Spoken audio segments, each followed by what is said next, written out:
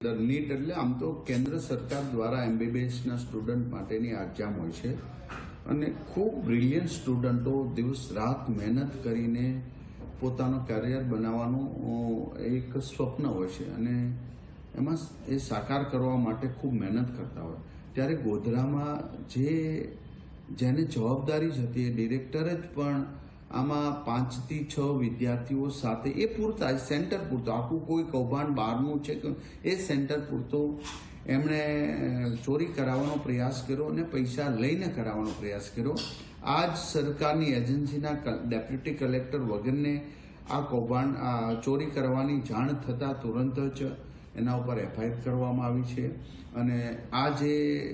ચોરી કરાવતા હતા તે સ્ટોપ કરાવ્યો છે જેથી કરીને પૂરા ભારતના સ્ટુડન્ટોને અન્યાય ન થાય। માનો કે આ 6 સ્ટુડન્ટો જો આમાં સફળ થયા હોય તો 6 હોશિયાર સ્ટુડન્ટો રહી જાય।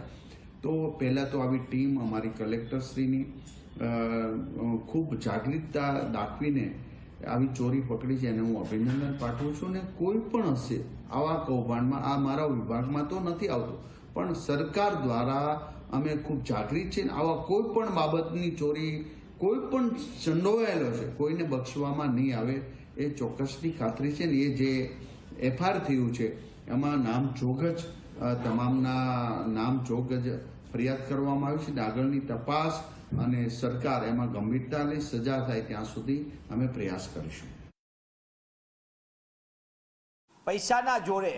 આવા થોડાક લોકો પોતાના બાળકને જેને ખરેખર મહેનતથી માર્ક્સ નથી મેળવી શકતા તેના માટે આવી ગોઠવણ થાય એમાં શાળા આવી જાય ભેગી શાળાના સંચાલકો ગોઠવી લે અને આવું તો એક ગોધરાની સ્કૂલનું આવ્યું એમાં પાછી એક કન્સલ્ટન્સી એજન્સી આખી આવી છે જે મોટા મોટી બહુ પબ્લિસિટી કરતી હોય એ કન્સલ્ટન્સીનું નામ પણ આવ્યું છે।